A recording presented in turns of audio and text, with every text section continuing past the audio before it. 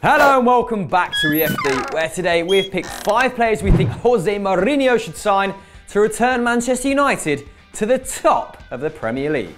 1. Danilo. Antonio Valencia turns 32 this summer, and we think it's safe to say that Matteo Darmian is not a huge part of Jose Mourinho's plans. The Portuguese boss has been linked with bids for Sergio Aurier and Nelson Semedo, but both stand at under 5'10", and Mourinho has historically at least favoured a bigger right back with Carvalho, Ramos, Arbeloa and Ivanovic all topping 6 foot. As a result, he might consider raiding old club Real Madrid for Danilo. The Brazilian was signed with great fanfare and for €32 million back in 2015, but has made just 15 appearances this season thanks to the fantastic form of Dani Carvajal. Danilo is just over 6 foot, fast and a very capable defender, making a combined 4.5 tackles and interceptions per game, far exceeding Valencia's 3.1. That doesn't come at the expense of attacking contribution though, as the players both produce 1 chance per game and a neck and neck on pass completion at 86%. Valencia completes more dribbles, that's 1.4 to 0.9, but Danilo is perfectly able to beat his man, rocking an extremely high 65% success ratio to the Manchester United man's 62%. He's also an aerial weapon, his height and strength helping him to win 58% of his aerial duels, and he's even featured at left back for Real and Porto. His B-team status could see him leave the Bernabeu for a song this summer, and Mourinho should be waiting to snap up the 25-year-old. 2. Lindelof. Consistently linked with a switch to Old Trafford over the last year, centre-back Victor Lindelof is just 22, but has been a Benfica starter for a season and a half. At first glance, the 6'2" Swede doesn't seem that impressive. He only makes 1.6 interceptions and 0.5 tackles per match, but this is largely because he plays a conservative role, with partner Luizão and midfielder Lubrier Feija doing the bulk of breaking up play.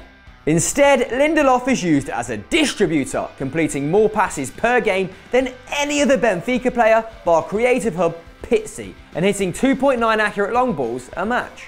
That's around the same number as Daley Blind, Phil Jones and Marcus Rojo, but while those 3 only find the target with around half of their attempts, Lindelof's long pass accuracy hits his man 60% of the time. Next to a player like Eric Bailly, who wins the ball 5 times a game, Lindelof will be able to sit deep and pick passes into the midfield. Something his highly impressive 90% pass accuracy suggests he does well. Like all United centre-halves, Lindelof has a strong aerial win ratio of 59%, and his speed allows him to play at right back when necessary too. And at 22, there's plenty of time for him to improve, but his experience in Portugal and the Champions League would allow him to contribute immediately. 3. Emerson. Even more uncertain than the centre-half spots has been the left-back position this season. Mourinho has tried Rojo, Blind, Shaw and Darmian there without much success, and the coach could be tempted by Roma's 22-year-old Emerson. Born in Brazil, Emerson officially switched international allegiance to Italy this year, and after spending the year on loan to the Giallorossi last season, the club made his signing permanent for a pittance at €2 million. That is insane. The newly minted Italian has had an incredible campaign, bossing everything down that left side of the pitch. He makes 3.6 tackles and interceptions per match, and despite standing at just 5'9", that's about the same as me, and 6 inches bigger than Van Straten, he wins a huge 68% of his aerial duels. Going forward, things get truly exciting. Emerson completes 88% of his passes and creates 1.4 chances per game. That's the same as this year's outstanding left backs Danny Rose and Marcelo, and the youngster has outperformed both in dribbling, managing 2 take-ons a game to the Real Madrid man's 1.8.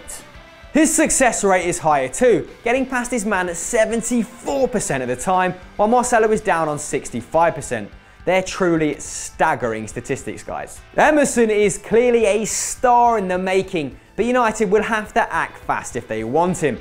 Manchester City and Chelsea have been linked with him, while Barcelona have reportedly been scouting multiple targets as they consider a sale for Jordi Alba. 4. Georginio. Michael Carrick has seen a late career resurgence under Jose, but at 35, the Englishman can't last forever. United need a deep midfielder to do the dirty work and free Pogba and Herrera to get forward. and the man should be Napoli's Georginio, in our opinion at least. The Brazilian-born Italian midfielder has spent 3 years at the Partenope, blossoming into one of Europe's best holding players. The 25-year-old is fantastic at breaking up play, winning the ball back 4 times a game. That's more than Carrick's 3.4, especially impressive given that Napoli averaged 60% possession to United's 55, giving him fewer opportunities to make tackles and interceptions. But Georginio isn't a pure defender, and he's also capable of playing aggressive passes in attack, creating 1.4 chances a game. That's the same as Dele Alli, despite his much deeper position. Overall, the Napoli man has clocked up a 91% pass completion this season, and that's not simply a product of playing the ball backwards and sideways. He completes 3.6 long balls a match and has greater success with them than the United veteran, 68% finding their target with Carrick on 66. Though the little donkeys have undeniably progressed under Maurizio Sarri, they look set to finish well behind Juventus yet again, and the lure of United stars and generous wages could well turn Georginio's head. 5. Aubameyang. We know that United have been linked with Griezmann, Belotti and Lukaku, but we've picked Aubameyang as United's best striking option. Lukaku lacks the hold-up play, Griezmann doesn't have the physique Mourinho necessarily likes, and Belotti is a little too green.